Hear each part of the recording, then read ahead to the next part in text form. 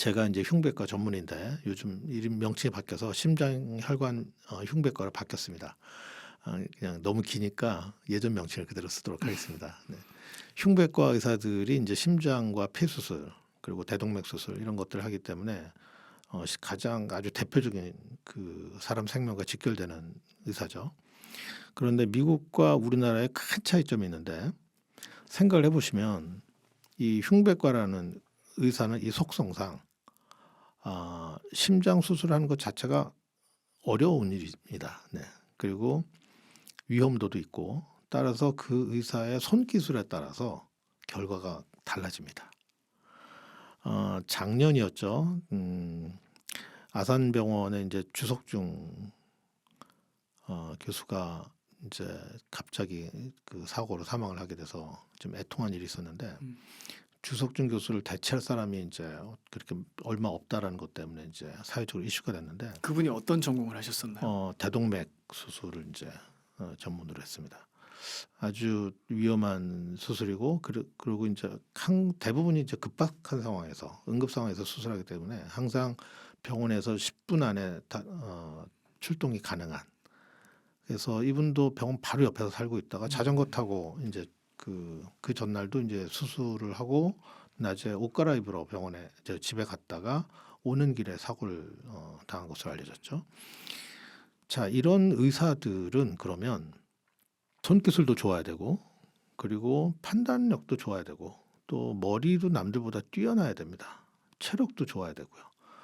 그리고 아무리 이 실력 있는 의사라고 하더라도 사람의 생명을 다루는 일이기 때문에 환자를 정말 사랑하는 마음도 갖고 있어야 되고 그리고 지치지 않는 체력도 갖고 있어야 되고 이런 모든 조건을 그야말로 진짜 우리가 얘기하는 완벽한 그런 의사가 이 사람의 생명을 책임지는 그런 흉부외과 의사를 해야 되는데 지금 뭐 대표적인 의사 중에 한 명이 이제 지금 이대 서울병원에 있는 송석원 교수 같은 분이죠.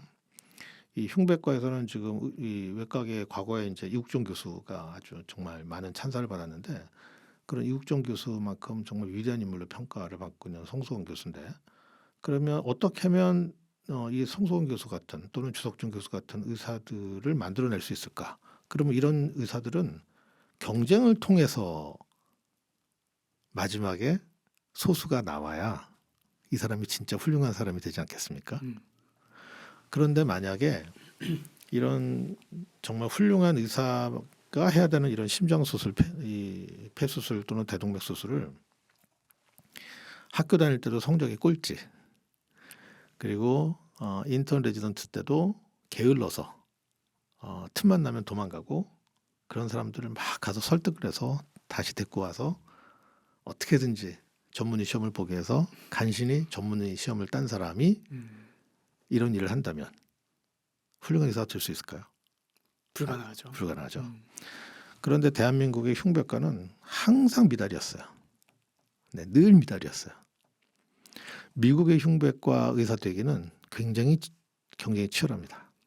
거기는 또 흉부외과나 아니면 뭐 뉴로설전 이쪽은 다 연봉도 맞습니다. 다 탑이잖아요. 그렇죠. 바로 그거예요. 그러면 거기다 자기 희생도 해야 되거든요. 가정도 희생해야 되고. 그러면 그런 사람들을 금전적으로 보상을 해줘야지만 다른 보상이 있어야지만 서로 그 일을 하려고 하고 그 경쟁을 통해서 제일 마지막에 훌륭한 사람을 이런 어려운 일을 하게 하는 거거든요. 그래서 수가가 중요한 거죠. 그러니까 결국에는 그 돈 문제네요. 그렇습니다. 그 사실 뭐 우리도 뭐 스포츠 같은 거 볼 때도 네. 선생님 스포츠 좋아하세요? 뭐 남들만큼 좋아합니다. 거기 뭐 프로야구나 아니면 뭐 메이저리그 같은 데도 보면 결국에는 선수들의 가치가 그게 냉정하다고 생각할 수 있지만 연봉으로 평가를 받잖아요. 네네.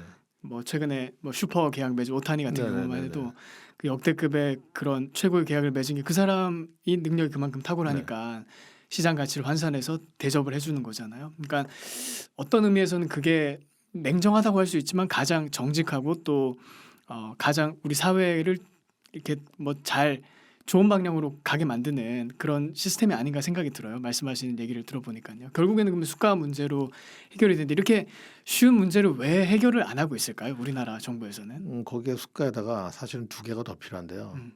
하나가 이제 법적인 부분에서의 보호입니다. 위험한 수술을 하려 그러면 의사는 똑같이 하더라도 그러니까 축구 선수가 항상 100% 골을 넣을 수 없는 것처럼 네, 의사가 똑같이 수술한다고 하더라도 어떤 사람들은 살고 뭐 대부분의 사람들은 지금은 대동맥 수술 같은 경우에 제가 과거에 오래전이죠. 대학병원에 있을 때 대동맥 수술의 사망률이 높았거든요. 지금은 굉장히 많이 낮아졌어요.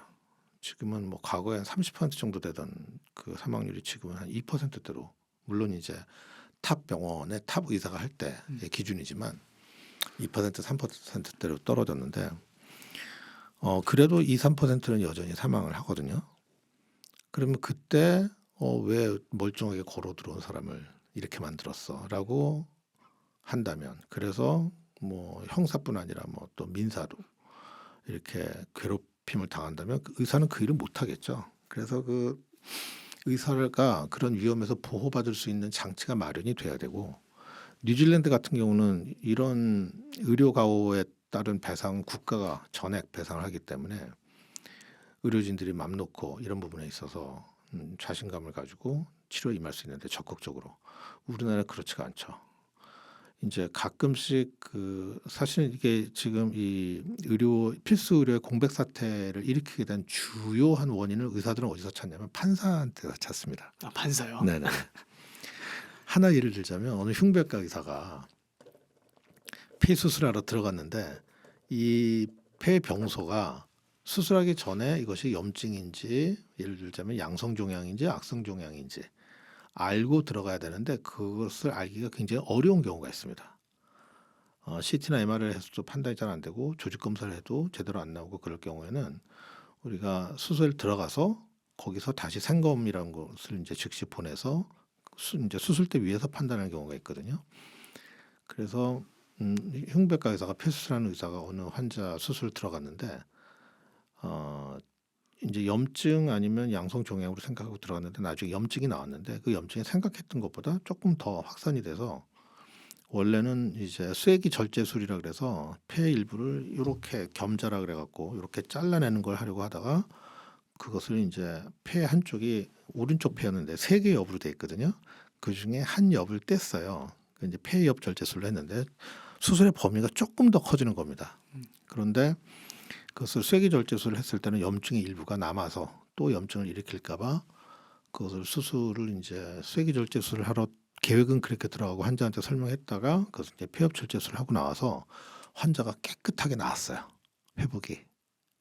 그런데 이 환자가 아니 왜 쐐기 절제술을 하러 들어가 나한테 그렇게 설명을 했는데 그렇게 하기로 했는데 왜 폐엽 절제술을 했느냐.